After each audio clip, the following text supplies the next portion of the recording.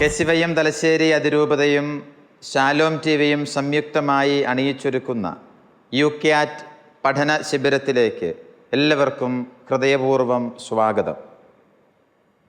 യുവജനങ്ങളോടൊപ്പമായിരുന്നു കൊണ്ട് അവരുടെ ചോദ്യങ്ങൾ കേൾക്കുകയും ശാന്തമായി അർത്ഥപൂർണമായി അവർക്ക് മനസ്സിലാകത്തക്ക രീതിയിൽ മറുപടി നൽകിക്കൊണ്ടിരിക്കുകയും ചെയ്യുന്ന തലശ്ശേരി അതിരൂപതയുടെ മെത്രാപ്പോലീത്തയും ഭാരത കത്തോലിക്ക മെത്രാൻ സമിതിയുടെ ദൈവശാസ്ത്ര കമ്മീഷൻ അംഗവും KCBCയുടെ മീഡിയ കമ്മീഷൻ ചെയർമാനുമായ ഞങ്ങളുടെ അഭിമാനം അഭിവന്യ മാർ ജോസഫ് പാമ്പ്ളാനി പിതാവേ, അങ്ങേക്ക് UCATൻ്റെ ഈ എപ്പിസോഡിലേക്ക് ഹൃദയപൂർവ്വം സ്വാഗതം ആശംസിക്കട്ടെ. പിതാവിനോട് കൂടെ ആയിരിക്കാൻ ആഗ്രഹിച്ച് UCATൻ്റെ ഈ എപ്പിസോഡിൽ ഇവിടെ എത്തിച്ചേർന്നിരിക്കുന്ന തലശ്ശേരി അതിരൂപത പേരാവൂർ ഫൊറോനയിലെ എല്ലാ യുവജന സുഹൃത്തുക്കൾക്കും സ്നേഹത്തോടെ സ്വാഗതം നേരുന്നു. UCATൻ്റെ കഴിഞ്ഞ എപ്പിസോഡിൽ പൂർണ്ണ ദൈവവും പൂർണ്ണ മനുഷ്യനുമായ ഈശോയെക്കുറിച്ചാണ് നാം കാണുകയുണ്ടായത്. പൂർണ്ണ ദൈവവും മനുഷ്യനുമായ ഈശോ പരിശുദ്ധ കന്യകാമറിയത്തിൽ നിന്നും ഭൂജാതനായി.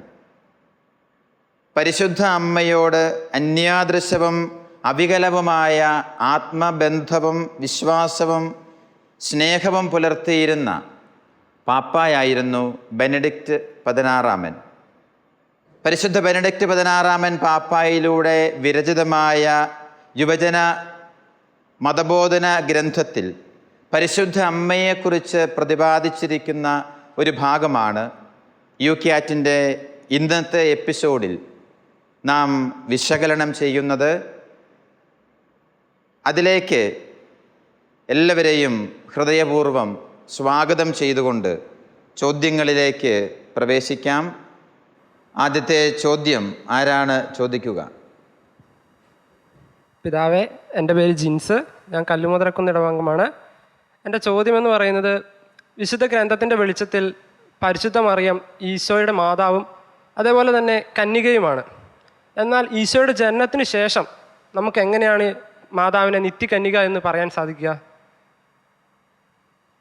യെസ്, കല്ലുമധുരക്കാർക്ക് അങ്ങനെ ഒരു സംശയം ഉണ്ടാകേണ്ട കാര്യമുള്ളതല്ല, അല്ലേ? എന്തായിരുന്നു പേര് പറഞ്ഞ്? ജിൻസ്. ജിൻസ്. ജിൻസ് എന്നാ ചെയ്യുന്നേ? ഞാൻ ഇപ്പം LPSAക്ക് ട്രെയിൻ ചെയ്തുകൊണ്ടിരിക്കുകയാണ്. Very good. അപ്പോൾ ജിൻസ് ചോദിച്ചത് അമ്മയായ ഒരാൾ എങ്ങനെ കന്യകയാകും എന്നുള്ള ചോദ്യമാണ്. പരിശുദ്ധ കന്യകാമാതാവിൻ്റെ നിത്യകന്യാത്വത്തെക്കുറിച്ചുള്ള സഭയുടെ പ്രബോധനം ഇങ്ങനെയാണ്: ഈശോമിശിഹായുടെ ജനനത്തിന് മുൻപും ജനന സമയത്തും ജനിച്ച ശേഷവും പരിശുദ്ധ കന്യകാമാതാവിൻ്റെ കന്യാത്വം അവികലമായി അഭംഗുരം ദൈവത്താൽ പരിപാലിക്കപ്പെട്ടു എന്നാണ്. ഇതാണ് മാതാവിൻ്റെ കന്യാത്വത്തെക്കുറിച്ചുള്ള നിർവചനം. അതിലെ 3 കാര്യങ്ങൾ പ്രധാനപ്പെട്ടതാണ്. എന്താണ്? ഈശോ ജനിക്കുന്നതിന് മുൻപ് പരിശുദ്ധ മറിയം കന്യകയായിരുന്നു. ഈശോയുടെ ജനന സമയത്തും കന്യകയായിരുന്നു. ജനിച്ച ശേഷവും പരിശുദ്ധ മറിയം കന്യകയാണ്. അതുകൊണ്ടാണ് അതിനെ നിത്യകന്യാത്വം എന്ന് വിശേഷിപ്പിക്കുക. നമുക്കറിയാം, സ്ത്രീ പുരുഷ ബന്ധത്തിലൂടെ ഒരു കുഞ്ഞ് ജനിക്കുമ്പോഴാണ് ഒരു സ്ത്രീയുടെ കന്യാത്വത്തെക്കുറിച്ച് നമ്മൾ പിന്നെ സംശയമില്ലാതെയാണ്. പരിശുദ്ധ കന്യകാമറിയത്തിൽ ഈശോ ഒരു സ്ത്രീ പുരുഷ ബന്ധത്തിലൂടെ ജനിക്കുന്നയാളല്ല. കാരണം എന്താണ്? ഈശോയെ ആരും ജനിപ്പിക്കേണ്ട കാര്യമില്ല. പരിശുദ്ധാത്മാവ് പോലും പരിശുദ്ധ കന്യകാമറിയത്തിൽ ഈശോയെ ജനിപ്പിക്കുന്ന ഒരു പുരുഷ ധർമ്മം നിർവഹിക്കുകയല്ല ചെയ്യുന്നത്. കാരണം എന്താ? ഈശോ നിത്യതയിൽ പിതാവിൽ നിന്ന് ജനിച്ചവനാണ്. അവനെ ആർക്കും ജനിപ്പിക്കേണ്ട കാര്യമില്ല. അവന് മനുഷ്യനായി അവതരിക്കുവാൻ പരിശുദ്ധ അമ്മയെ ഒരുക്കുകയാണ് പരിശുദ്ധാത്മാവ് ചെയ്യുന്നത്. അതായത് പരിശുദ്ധ ത്രിത്വത്തിലെ 2ാം ആളായ പുത്രൻ തമ്പുരാനെ ഒരു മനുഷ്യ ശിശുവായി ഉദരത്തിൽ സ്വീകരിക്കാൻ തക്ക വിധത്തിൽ നസ്രത്തിലെ ബാലികയായ പരിശുദ്ധ മറിയത്തെ പരിശുദ്ധാത്മാവ് ഒരുക്കുകയാണ് ചെയ്യുന്നത്. അതുകൊണ്ടാണ് ഈശോയുടെ ജനന സമയത്ത് അല്ലെങ്കിൽ ഈശോയെ ഗർഭം ധരിച്ചിരിക്കുന്ന അവസ്ഥയിൽ പരിശുദ്ധ മറിയം കന്യകയാണ് എന്ന് തിരുസഭ പഠിപ്പിക്കുന്നു. ഈശോയുടെ ജനനത്തിലൂടെയും ജനനശേഷവും പരിശുദ്ധ അമ്മയുടെ നിത്യകന്യാത്വത്തിന് ഭംഗം വരുന്നില്ല. സഭാപിതാക്കന്മാര് പരിശുദ്ധ അമ്മയുടെ പ്രസവത്തെക്കുറിച്ച് ഉപയോഗിക്കുന്ന ചില ഇമേജറികൾ പരിശോധിച്ച് നമുക്ക് മനസ്സിലാകും. പരിശുദ്ധ അമ്മയുടെ ഉദരത്തിൽ നിന്ന് ഒരു കണ്ണാടിയിലൂടെ പ്രകാശം കടന്നു പോകുന്നത് പോലെ മിശിഹ ഈ ഭൂമിയിലേക്ക് കടന്നു വന്നു എന്നുള്ളത്. നമ്മൾ ഈശോയുടെ മനുഷ്യാവതാര രഹസ്യത്തെക്കുറിച്ചാണ് ചിന്തിക്കുന്നതെന്നുള്ളത്. ഈശോയുടെ ജനനശേഷം അമ്മയുടെ കന്യാത്വം അഭംഗുരമായി സൂക്ഷിക്കപ്പെടുന്നു. കാരണം എന്താണ്? പരിശുദ്ധ അമ്മയ്ക്ക് മറ്റ് മക്കളില്ല എന്ന് നമുക്കറിയാം. തന്നെയുമല്ല, യൗസേപ്പുമായി വിവാഹ നിശ്ചയം ചെയ്യപ്പെട്ട പരിശുദ്ധ കന്യകാമറിയത്തിലൂടെ ദൈവീകമായ രഹസ്യം വെളിപ്പെട്ടതിനാൽ പിന്നീട് അവർ ദാമ്പത്യ ജീവിതം ഇല്ലാതെ ജീവിച്ചു എന്നതാണ്. യൗസേപ്പ് ഭർത്താവും പരിശുദ്ധ മറിയം ഭാര്യയുമായിരുന്നു. പക്ഷേ അവരുടെ ഇടയിൽ മറ്റ് ദാമ്പത്യ ബന്ധങ്ങളില്ലാതെയാണ് അവർ ജീവിച്ചത് എന്നും തിരുവചനം സാക്ഷ്യപ്പെടുത്തുന്നു. അതുകൊണ്ടാണ് മാതാവും ഒരേ സമയം അമ്മയും കന്യകയുമാണ് പരിശുദ്ധ മറിയം എന്ന് തിരുസഭ പഠിപ്പിക്കുന്നു. നന്ദി പിതാവേ, എൻ്റെ സംശയത്തിന് ഇത്രയും വ്യക്തമായി ഉത്തരം നൽകിയതിന്. Thank you. പരിശുദ്ധ ദൈവമാതാവിൻ്റെ നിത്യ കന്യാത്വത്തെക്കുറിച്ച് സാധാരണ മനുഷ്യ തലങ്ങളിൽ നിന്ന് ചിന്തിക്കുമ്പോൾ മനസ്സിലാക്കുക വളരെ ക്ലേശകരമായതിനാൽ തന്നെ അഗ്രാഹ്യമായിട്ടുള്ള ഒരു വസ്തുതയാണ് പരിശുദ്ധ അമ്മയുടെ നിത്യ കന്യാത്വം. അതിനെ വളരെ ലളിതമായി ഞങ്ങൾക്ക് പറഞ്ഞു തന്ന പിതാവിന് ഹൃദയപൂർവ്വം നന്ദി. നമുക്കടുത്ത ചോദ്യത്തിലേക്ക് പോവാം. ആരാണ് അടുത്ത ചോദ്യം ചോദിക്കുക? പിതാവേ, എൻ്റെ പേര് ജിസ്മരിയ. സുവിശേഷങ്ങളിൽ നാം ഈശോയുടെ സഹോദരരെ കണ്ടുമുട്ടുന്നുണ്ടല്ലോ. അപ്പോൾ മറിയത്തിന് മറ്റു മക്കൾ ഉണ്ടായിരുന്നു എന്നാണോ ഞങ്ങൾ മനസ്സിലാക്കേണ്ടത്? മറിയത്തിന് വേറെ മക്കളുണ്ടായിരുന്നോ എന്ന് ചോദിച്ചാൽ ഇല്ലായിരുന്നു എന്നാണ് നിങ്ങൾ മനസ്സിലാക്കേണ്ടത്. അതാണ് അതിൻ്റെ ഒന്നാമത്തെ ഉത്തരം. പിന്നെ ഈശോയുടെ സഹോദരന്മാർ, ഇവരുടെ സഹോദരൻ യാക്കോബ്, യോസെ, യൂദ എന്നിവരൊക്കെയും നമ്മുടെ ഇടയിൽ തന്നെ ഉണ്ടല്ലോ എന്ന് പറയുന്നുണ്ട് അല്ലേ? മർക്കോസിൻ്റെ സുവിശേഷത്തിൽ പ്രത്യേകിച്ചും ഈശോയുടെ സഹോദരങ്ങളുടെ പേരെടുത്ത് പറയും. അങ്ങനെ ചിന്തിക്കുമ്പോൾ നമുക്ക് ഇതാരെക്കുറിച്ചാണ് പറയുന്നത്? ഈശോയുടെ സഹോദരങ്ങൾ എന്ന് പറയുമ്പോൾ മാതാവിന് വേറെ മക്കളുണ്ടായതല്ലേ എന്നൊരു ചോദ്യമുണ്ട്. ഇതേക്കുറിച്ച് വളരെ വിശദമായ ഗവേഷണങ്ങളും പഠനങ്ങളും നടന്നിട്ടുണ്ട്. ഇതേക്കുറിച്ച് ഇവിടെ ഉപയോഗിച്ചിരിക്കുന്ന വാക്ക് അദൽഫോയി എന്ന ഗ്രീക്ക് വാക്കാണ്. എന്ന് പറഞ്ഞാൽ സഹോദരങ്ങൾ എന്ന് തന്നെ വ്യാഖ്യാനിക്കും. ഗ്രീക്കിൽ ഈ വാക്കിന് ഒരേ അപ്പൻ്റെ അമ്മയുടെ മക്കൾ എന്നർത്ഥം ഇല്ല. അങ്ങനെ ആകണമെന്ന് നിർബന്ധമില്ല. നിങ്ങളും പറയാറുണ്ട് അല്ലേ? നിങ്ങളുടെ ഫസ്റ്റ് കസിൻസിനെ നിങ്ങൾ എങ്ങനെയാണ് വിളിക്കുന്നത്? സഹോദരങ്ങൾ എന്നല്ല വിളിക്കും അല്ലേ? അതായത് ചേട്ടായി, ചേച്ചി എന്നൊക്കെ തന്നെയാണ് നിങ്ങളുടെ ഫസ്റ്റ് കസിൻസിനെ, അല്ലെങ്കിൽ ഈവൻ സെക്കൻഡ് കസിൻസിനെ ഒക്കെ നിങ്ങൾ വിളിക്കുന്നത് അങ്ങനെയാണ്. വിശാലമായൊരർത്ഥത്തിൽ അത് സാഹോദര്യം തന്നെയാണ്. ഗ്രീക്ക് സംസ്കാരത്തിലും ഇതേ പദപ്രയോഗം തന്നെയാണ് ഉണ്ടായിരുന്നത്.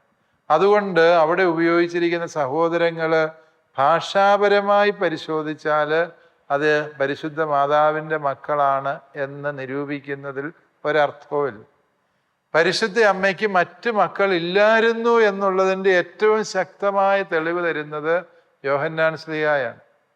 ഈശോയുടെ മരണസമയത്ത് യോഹന്നാന്റെ സുവിശേഷം 19-ാം അധ്യായം 25 മുതലുള്ള വാക്യങ്ങളിൽ കുരിശിൻ ചുവട്ടിൽ പരിശുദ്ധ മറിയവും താൻ സ്നേഹിച്ചിരുന്ന ശിഷ്യനും നിൽക്കുന്നത് കണ്ടപ്പോൾ ഈശോ അമ്മയോട് പറഞ്ഞു, ഇതാ നിന്റെ മകൻ. അനന്തരം അവൻ ആ ശിഷ്യനോട് പറഞ്ഞു, ഇതാ നിന്റെ അമ്മ. തുടർന്ന് പറയുന്നത് എന്താ? ആ നിമിഷം മുതൽ ആ ശിഷ്യൻ അവളെ സ്വഭവനത്തിൽ സ്വീകരിച്ചു എന്നാണ്. ഈ മാതാവിന് വേറെ മക്കളുണ്ടായിരുന്നെങ്കിൽ യോഹന്നാൻ ഇങ്ങനെ മാതാവിനെയും കൂട്ടിക്കൊണ്ട് പോകുമോ? നമ്മളൊന്ന് ആലോചിച്ച് നോക്കുക. ഒരു മരിച്ചടക്ക് കഴിയുമ്പോൾ ഭർത്താവും അല്ലെങ്കിൽ മക്കള് മരിച്ചുപോയി അനാഥമായി തീർന്ന ഒരു അമ്മയെ ആരെങ്കിലും കൂട്ടിക്കൊണ്ട് പോകും? കൂട്ടിക്കൊണ്ട് പോകുന്ന ആരായിരിക്കും? അവരുടെ ഏറ്റവും അടുത്ത കുടുംബാംഗമാണ് അവരെ കൂട്ടിക്കൊണ്ട് പോകും. വഴിയെ പോകുന്ന ആരും കൂട്ടിക്കൊണ്ട് പോവുകയാണ്, ഇല്ലേ? സത്യത്തിൽ ഈശോ അത് യോഹന്നാനെ ഭരമേൽപ്പിക്കുമ്പോൾ സഭാപിതാക്കന്മാർ പറയുന്നു പരിശുദ്ധ അമ്മയ്ക്ക് വേറെ മക്കളില്ലായിരുന്നു എന്നുള്ളതിൻ്റെ ഏറ്റവും പ്രകടമായ തെളിവ് അതാണ്. ഇനി വീണ്ടും നമ്മൾ മനസ്സിലാക്കിയാൽ ഇതാരാണ് ഈ യാക്കോബ്, യോസെ, യൂദ, ശെമയോൻ എന്നൊക്കെ പറയുന്ന ഈ സഹോദരന്മാരാരാണ് എന്നുള്ളതിനെക്കുറിച്ചുള്ള പഠനങ്ങൾ വ്യക്തമാക്കുന്നത് പരിശുദ്ധ കന്യകാമറിയത്തിൻ്റെ മാതാപിതാക്കൾ യോവാക്കീമും അന്നായുമായിരുന്നു എന്ന് നിങ്ങൾക്കറിയാം. ഈ യോവാക്കീം ഒരു 60 വയസ്സ് കഴിഞ്ഞ് പ്രായമായ സമയത്ത്, ഒരു അന്നത്തെ കാലത്തേക്ക് 60 എന്നൊന്നും ചിന്തിക്കേണ്ട, ഒരു 40-45 വയസ്സൊക്കെയാണ് മനുഷ്യൻ്റെ ഒരു ആയുസ്, ശരാശരി ആയുസ്സായി കരുതിക്കൊണ്ടിരുന്നത്. ആ പ്രായത്തിലാണ് യോവാക്കീം അന്നായെ വിവാഹം ചെയ്യും. അന്ന വളരെ ചെറുപ്പമാണ്. അന്നായെ പരിശുദ്ധ കന്യാമറിയം ജനിച്ച് ഏറെ നാൾ കഴിയുന്നതിന് മുമ്പ് യോവാക്കീം മരിച്ചുപോയി. അന്ന അമ്മയെ വേറെ വിവാഹം ചെയ്തയച്ചു. ആ വിവാഹത്തിൽ അവർക്ക് മക്കളുണ്ട്. ആ മക്കളിൽ പെട്ട ഒരാളാണ് ആര്? സെബദി പുത്രൻ. സെബദി എന്ന് പറയുന്നയാള് അതായത് പരിശുദ്ധ കന്യകാമറിയത്തിൻ്റെ അർത്ഥ സഹോദരനാണ് ആര്? സെബദി എന്ന് പറയുന്നത്. ആ സെബദിയുടെ മകനാണ് ആര്? യോഹന്നാനും യാക്കോബും എന്ന് നിങ്ങൾക്കറിയാം. അതവിടെ നിൽക്കട്ടെ. ഈ സെബദിയുടെ സഹോദരിയായി ഒരു മറിയവും കൂടിയുണ്ട്. ആ മറിയത്തെയാണ് മറ്റേ മറിയം എന്ന് നിങ്ങൾ ദുഃഖവെള്ളിയാഴ്ചയുടെ വായനയിലൊക്കെ കേട്ടിട്ടുണ്ട്. മഗ്ദലനാക്കാരി മറിയവും മറ്റേ മറിയവും കുരിശിൻ്റെ ചുവട്ട് നിൽക്കും. നിങ്ങൾ ആലോചിക്കുക, എന്താ ഈ മറ്റേ മറിയം എന്നതിന് പേര് വിളിക്കുന്നത്, അല്ലേ? അതിൻ്റെ കാരണം എന്താണെന്ന് ചോദിച്ചാൽ, ഒരു വീട്ടിൽ മക്കൾക്ക് പേരിടുന്നത് നമ്മുടെ കേരളത്തിലെ സുറിയാനി പാരമ്പര്യം അത് തന്നെ. ഒരു വീട്ടിൽ ആൺകൊച്ചുണ്ടായാൽ ഒന്നാമത്തെ ആൺകൊച്ചിൻ്റെ പേരിടുന്ന ആരുടെ പേരാണ്? വല്യപ്പൻ്റെ പേര്. വല്യപ്പൻ്റെ പേരാണ് കൊടുക്കുന്നത്, അല്ലേ? ഇനി വല്യപ്പൻ എന്ന് പറയുമ്പം അപ്പൻ്റെ അപ്പനെയാണ് ഒന്നാമത്തെ ചാൻസ് കിട്ടുന്നത്. രണ്ടാമതും ആ വീട്ടിൽ ഒരു ആൺകൊച്ചുണ്ടായാലാണ് അമ്മയുടെ അപ്പൻ്റെ പേരിടുന്നത്, അല്ലേ? യെസ്. ഇനി നിങ്ങൾ ആലോചിച്ച് നോക്കുക, ഈ അപ്പൻ്റെ പേരും അമ്മയുടെ അപ്പൻ്റെ പേരും ഒന്നാണ് എങ്കിൽ ഒരാൾക്കേ ആ പേര് കിട്ടുള്ളൂ, വേറെ ആൾക്ക് അപ്പൻ്റെ പേര് എത്തുന്നിരിക്കും. ആ ക്രമം മാറിപ്പോകും. യഹൂദ പാരമ്പര്യത്തിൽ അത് മാറിയാൽ ഒരു കൊച്ചിന് പേരിട്ടു, അമ്മയുടെ പേര് ആദ്യത്തെ പെൺകൊച്ചിനിട്ടു. രണ്ടാമത്തെ കൊച്ചിൻ്റെ പേരിടുന്ന എങ്ങനെയാ? അമ്മയുടെ പേര്. ഈ അമ്മയുടെ പേരും മറിയം എന്നാണ് എങ്കിൽ എന്തായിരിക്കും? മറിയം തന്നെ ഇടും. അപ്പോൾ ഈ രണ്ടാമത്തെ മറിയത്തിനെ വിളിക്കുന്ന പേരാണ് അത് മറ്റേ മറിയം എന്ന് പറയും, അല്ലേ? അല്ലേ മരിയ എന്നാണ് ഗ്രീക്ക് ഭാഷയിൽ അത് പറയും. അങ്ങനെ ഒരു പദപ്രയോഗം അത് യഹൂദരുടെ ഇടയിലുള്ള ഒരു ശൈലിയാണ്. ആ ശൈലിയാണ് സുവിശേഷകൻ ഇവിടെ പറയും. ഈ രണ്ടാമത്തെ മറിയത്തിൻ്റെ മക്കളെയാണ് ഇവിടെ പരാമർശിക്കുന്നത് എന്നതാണ് നമ്മൾക്ക് കൂടുതൽ വ്യക്തതയോടെ ഗ്രഹിക്കാൻ കഴിയും. ചിലർ പറയും ഇത് യൗസേപ്പിതാവിന് ആദ്യത്തെ കുടിയിലുണ്ടായിരുന്ന പിള്ളേരായിരുന്നു എന്നൊക്കെ വ്യാഖ്യാനിക്കുന്നവരുണ്ട്. അതൊന്നും ചരിത്രപരമായ അടിസ്ഥാനമില്ലാത്തതാണ്. ഇതേക്കുറിച്ച് പഠനം നടത്തിയ വിഖ്യാത ബൈബിൾ പണ്ഡിതന്മാർ എത്തിച്ചേർന്നിരിക്കുന്ന നിഗമനം ഇത് പരിശുദ്ധ കന്യകാമറിയത്തിൻ്റെ സഹോദരി പുത്രന്മാരാണ് ഈ പറഞ്ഞ പേര് പറയപ്പെട്ട സഹോദരങ്ങൾ എന്നുള്ളതാണ്. യെസ്. അപ്പോൾ ജിസ്മരിയയുടെ സംശയം മാറിയെന്ന് വിചാരിക്കുന്നു. യെസ്. അടുത്ത ചോദ്യത്തിലേക്ക് പോവാം. പിതാവേ, എൻ്റെ പേര് എലിസബത്ത്.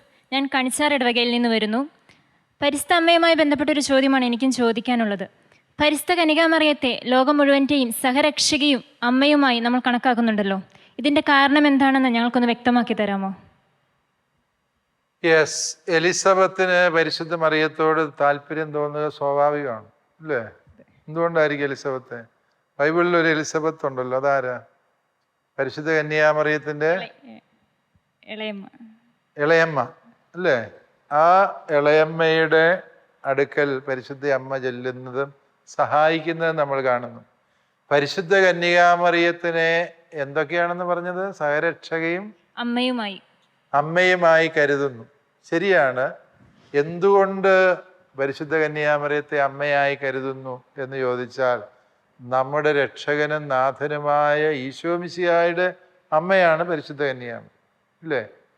ഈശോയോട് എങ്ങനെയാണ് ഒരു വ്യക്തിക്ക് കൂടുതൽ ഐക്യത്തിൽ ജീവിക്കാൻ കഴിയുക? ഇതാണ് പരിശുദ്ധ മറിയം നിരന്തരമായി നമ്മളെ പഠിപ്പിക്കുന്നത്. പരിശുദ്ധ മറിയം നമ്മളോട് പ്രത്യേകിച്ച് ഒന്നും ചെയ്യാൻ പറയുന്നില്ല. പരിശുദ്ധ മറിയത്തിൻ്റെതായി സുവിശേഷങ്ങളിൽ രേഖപ്പെടുത്തപ്പെട്ട അവസാനത്തെ വാചകം എന്താണ്? നിങ്ങൾ അവൻ പറയുന്നത് പോലെ ചെയ്യുവിൻ. കാനായിലെ കല്യാണ വീട്ടിൽ വെച്ച് മറിയം കൊടുക്കുന്ന നിർദ്ദേശമാണ്, നിങ്ങൾ അവൻ പറയുന്നത് പോലെ ചെയ്യുവിൻ എന്ന് പറഞ്ഞിട്ട് പരിശുദ്ധ അമ്മ പിന്നെ നിശബ്ദയാവുകയും. അത് അമ്മയ്ക്ക് പറയാനുള്ള അതേ ഉള്ളൂ. അമ്മ എപ്പോഴും നമ്മെ നയിക്കുന്നത് ഈശോയിലേക്കാണ്. അമ്മയ്ക്ക് പറയാനുള്ളത് ഈശോയെ അനുസരിച്ച് ജീവിക്കണം എന്നത് മാത്രമാണ്. അമ്മയ്ക്ക് നമ്മെ നയിക്കാനുള്ളത് ഈശോയുടെ സവിധത്തിലേക്കാണ്. കാൽവരിയിലെ കുരിശിൻ ചുവട് വരെയും പരിശുദ്ധ അമ്മ ഈശോയുടെ ജീവിതത്തെ ഒരു നിഴലായി പിന്തുടരുകയാണ്. സഹനത്തിൻ്റെ കൊടുമുടി കയറി നിൽക്കുമ്പോഴും വിശ്വാസത്തിൻ്റെ കരുത്തുകൊണ്ട് അമ്മ ആ സഹനത്തിൻ്റെ പ്രതിസന്ധികളെ അതിജീവിക്കുകയാണ്. എന്നിട്ട് അമ്മ കാണിച്ചു തരികയാണ്, ഈശോയിൽ അടിയുറച്ച വിശ്വാസമുണ്ട് എങ്കിൽ ഏത് ദുഃഖവെള്ളിക്കും അപ്പുറത്തേക്ക് വിശ്വാസത്തെ കൊണ്ടുപോകാൻ പറ്റുമെന്നും ഉയർപ്പിൻ്റെ ആനന്ദം അനുഭവിക്കാൻ പറ്റുമെന്നും പരിശുദ്ധ അമ്മ നമ്മളെ പഠിപ്പിക്കുന്നുണ്ട്. അതായത് ഈശോയെ പോലെ രക്ഷകനാണ് അല്ലെ രക്ഷകയാണ് പരിശുദ്ധ മറിയം എന്ന അർത്ഥത്തിലല്ല നമ്മൾ അമ്മയെ സഹരക്ഷക എന്ന് വിളിക്കുക. മറിച്ച് ഈശോയുടെ രക്ഷാകര രഹസ്യത്തെ വെളിപ്പെടുത്തി തരാൻ ദൈവം പരിശുദ്ധ മറിയത്തെ ഉപയോഗിച്ചു എന്നുള്ളതുകൊണ്ട് അമ്മയ്ക്ക് രക്ഷാകര കർമ്മത്തിൽ സവിശേഷമായ സ്ഥാനമാണ്.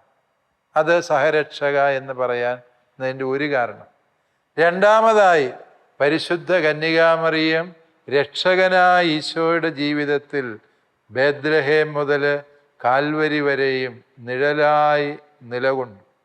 ആ അമ്മ എപ്പോഴും അവരെ ഈശോയിലേക്ക് ചേർത്ത് നിർത്തി എന്ന് നമ്മൾ തിരിച്ചറിയും. മൂന്നാമതായി നമ്മൾ മനസ്സിലാക്കേണ്ടത്, രക്ഷാകരമായ രഹസ്യത്തിൽ എങ്ങനെയാണ് ഒരു വിശ്വാസി പങ്കുകൊള്ളേണ്ടത് എന്ന് നമ്മെ പഠിപ്പിക്കുന്നത് പരിശുദ്ധ മറിയമാണ്. നാലാമതായി, വീണ്ടും ഈശോയുടെ മരണം മൂലം അനാഥമായി തീർന്ന, ശൂന്യമായി തീർന്ന ശിഷ്യന്മാരുടെ ജീവിതം ചെതറിപ്പോകാതെ പതറിപ്പോകാതെ അവരെ ചേർത്ത് പിടിച്ച് സെഹിയോൻ ശാലയിൽ പരിശുദ്ധാത്മാവിനെ സ്വീകരിക്കാൻ ഒരുക്കുന്നത് പരിശുദ്ധ മറിയം. രക്ഷാകര കർമ്മം ലോകത്തിൻ്റെ അതിരുകളോളം അവസാനത്തോളം എത്തിക്കുന്നതിലും പരിശുദ്ധ അമ്മയ്ക്ക് സവിശേഷമായ സ്ഥാനമുണ്ട്. ആ അർത്ഥത്തിലാണ് പരിശുദ്ധ അമ്മയെ നമ്മൾ സഹരക്ഷക എന്ന് വിശേഷിപ്പിക്കുന്നത്. ഇത്രയും വ്യക്തമായൊരു മറുപടി തന്നതിന് നന്ദി പിതാവേ. Thank you. പരിശുദ്ധ അമ്മ എങ്ങനെ സഹരക്ഷകയാകുന്നു എന്നതിനെ സംബന്ധിച്ച് അഭിമന്യ പിതാവ് വളരെ കൃത്യതയോടുകൂടി സംസാരിക്കുകയായിരുന്നു. പരിശുദ്ധ അമ്മയെക്കുറിച്ചുള്ള യുക്യാറ്റിൻ്റെ ഈ എപ്പിസോഡിലെ അവസാന ചോദ്യത്തിലേക്ക് നമ്മൾ കടക്കുകയാണ്. പ്രിയപ്പെട്ട അഖിലിനെ ഈ ചോദ്യത്തിന് സ്വാഗതം ചെയ്യുന്നു. പിതാവേ, പരിശുദ്ധ അമ്മയെക്കുറിച്ച് പറയുമ്പോൾ നമുക്ക് ഏറ്റവും പ്രചോദനം നൽകുന്ന ഒരു സത്യമാണ് പരിശുദ്ധ അമ്മ സ്വർഗത്തിലേക്ക് എടുക്കപ്പെട്ടു എന്നത്. അതൊരു ഐതിഹ്യം മാത്രമാണോ അതോ ഒരു സത്യമാണോ? ഒന്ന് വിശദീകരിച്ച് തരാമോ?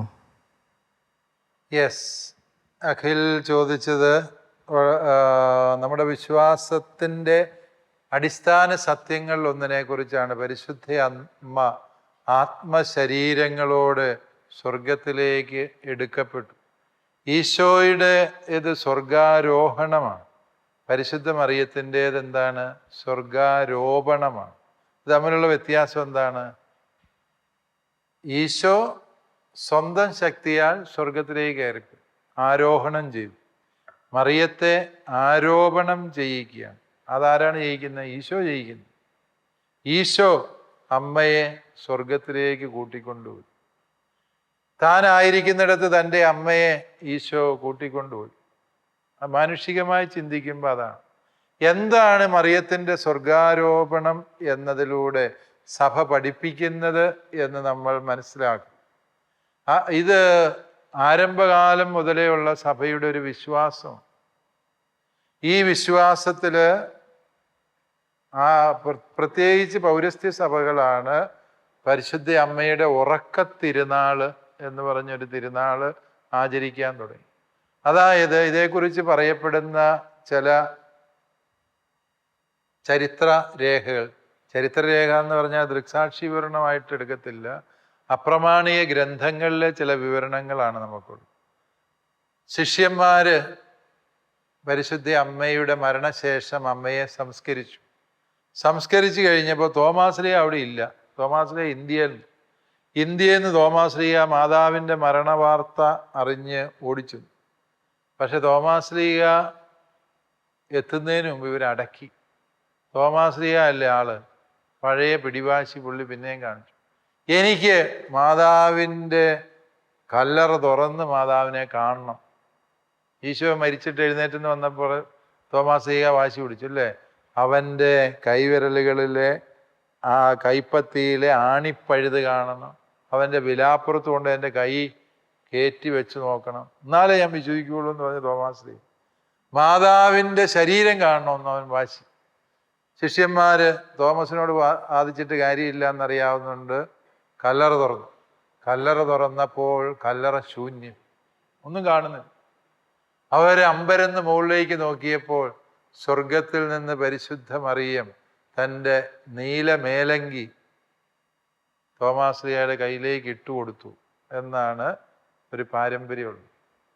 ആ പാരമ്പര്യത്തിൽ നിന്നാണ്, അതൊരു പൗരാണിക പാരമ്പര്യം, ആ പാരമ്പര്യത്തിൽ നിന്നാണ് മാതാവിൻ്റെ ഉറക്കത്തിരുന്നാൾ. മാതാവ് മരിച്ച് മറ്റുള്ളവരെ പോലെ മണ്ണ് ചേർന്നില്ല, അമ്മ ഉറങ്ങി.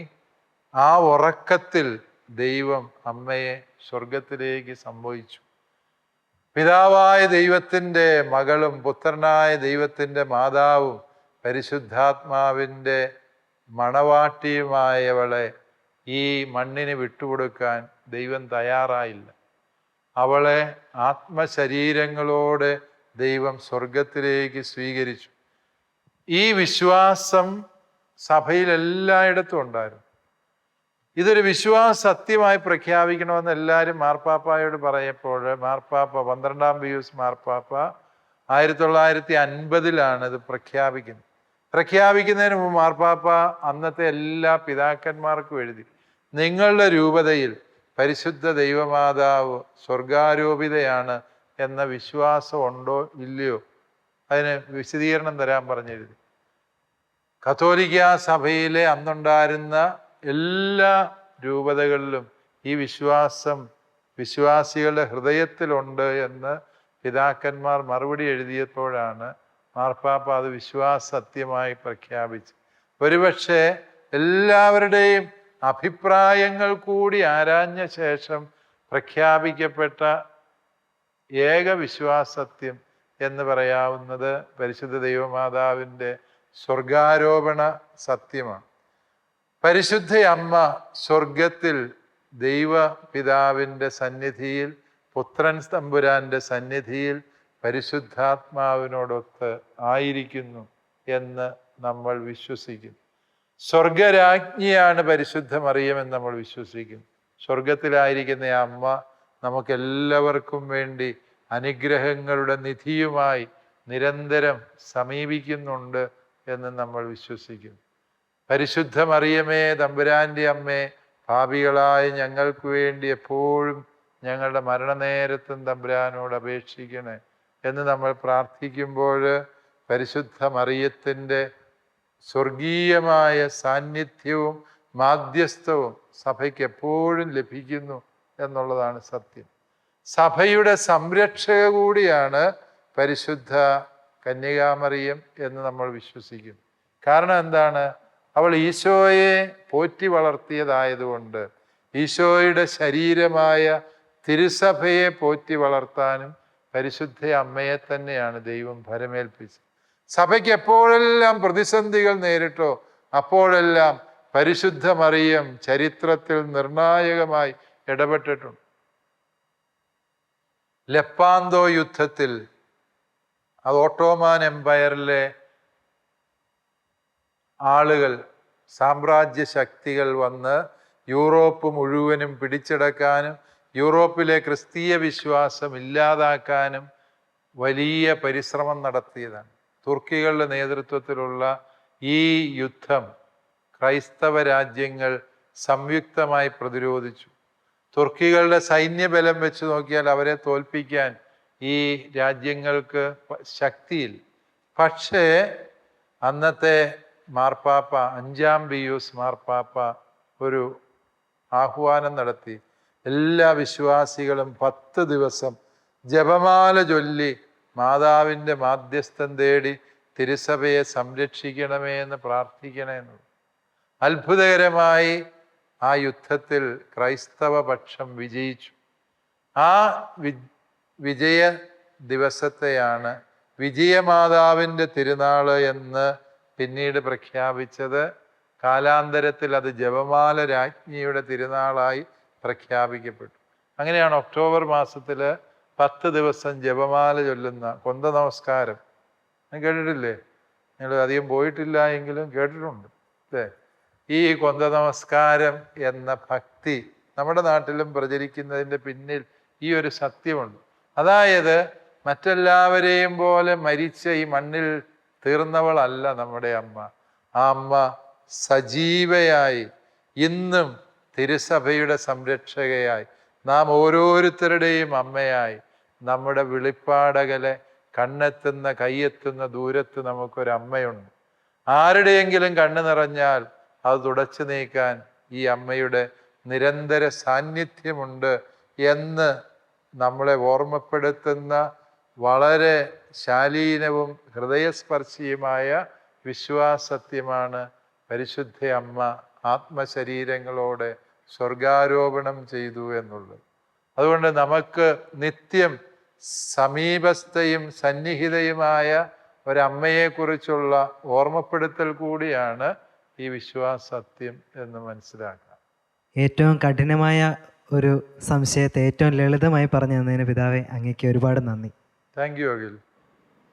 പരിശുദ്ധ അമ്മയെക്കുറിച്ച് യുവമനസ്സുകളിൽ നിന്ന് ഉയർന്നു വന്ന ചോദ്യങ്ങൾക്ക് വളരെ ലളിതമായും സുന്ദരമായും മറുപടി നൽകിയ അഭിവന്യ ജോസഫ് പാമ്പ്ളാനി പിതാവെ ഞങ്ങളുടെ ഹൃദയം നിറഞ്ഞ നന്ദി പങ്കുവയ്ക്കുന്നു. യുവജന മതബോധന ഗ്രന്ഥത്തിലൂടെ കടന്നു പോകുന്ന ഏതൊരു വ്യക്തിക്കും വ്യാഖ്യാനത്തോടുകൂടി അല്ലാതെ, അതും ദൈവശാസ്ത്ര പണ്ഡിതനായ ഒരു വ്യക്തി നൽകുന്ന വ്യാഖ്യാനത്തോടുകൂടി അല്ലാതെ മനസ്സിലാക്കാൻ കഴിയാത്ത യാഥാർത്ഥ്യങ്ങളെ അവതരിപ്പിക്കുകയാണ് യൂക്യാറ്റ് എന്ന ഈ എപ്പിസോഡിൻ്റെ ഉദ്ദേശ്യം. യുവജന മതബോധന ഗ്രന്ഥത്തിൽ വ്യാഖ്യാനം അനിവാര്യമായിരിക്കുന്ന പുതിയ മേഖലകളുമായി യൂക്യാറ്റ് എപ്പിസോഡ് തുടരും. ഇതിൽ പങ്കാളികളായ എല്ലാവർക്കും, അഭിവന്യ പിതാവിനും പേരാവൂർ ഫൊറോനയിലെ യുവജന സുഹൃത്തുക്കൾക്കും ഇതിൽ പ്രവർത്തിച്ച എല്ലാ സുമനസ്സുകൾക്കും ഹൃദയപൂർവ്വം നന്ദി പറഞ്ഞുകൊണ്ട് നിർത്തുന്നു. നന്ദി. ഈശോ മിശിഹായ്ക്ക് സ്തുതിയായിരിക്കട്ടെ.